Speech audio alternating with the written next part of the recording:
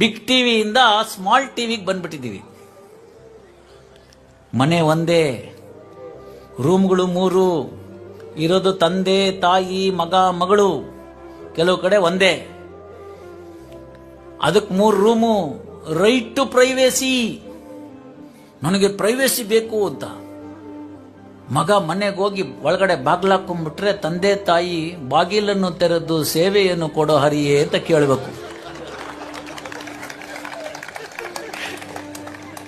ಒಟ್ಟು ಕೂತು ಉಣ್ಣೋಂಗಿಲ್ಲ, ಒಟ್ಟು ಕೂತು ಚರ್ಚೆ ಮಾಡಂಗಿಲ್ಲ.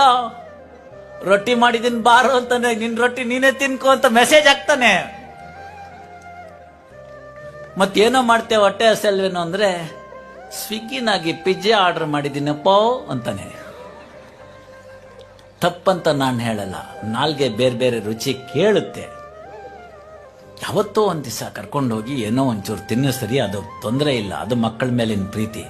ದಿನಾಗಿಂದ ಅದೇ ಆಗ್ಬಿಟ್ರೆ ಅದು ನಮ್ಮ ಸಂಸ್ಕೃತಿಗೆ ಒಗ್ಗಿದಂತ ಆಹಾರ ಅಲ್ಲ. ಅದಕ್ಕಾಗಿ 15 ನಿಮಿಷ ಕೂಡಬೇಕಾಗುತ್ತೆ. ಬೆಳಗ್ಗೆ ಬೇಜಾರಾಗುತ್ತಲ್ಲ, ಮೊಬೈಲ್ ಇಟ್ಕೊಳ್ಳೋದು. ಅದು ಬರವಲ್ದು, ನೀವು ಬಿಡವಲ್ರು. ಇದು ನಮಗ್ ಬೇಕಾಗಿತ್ತ?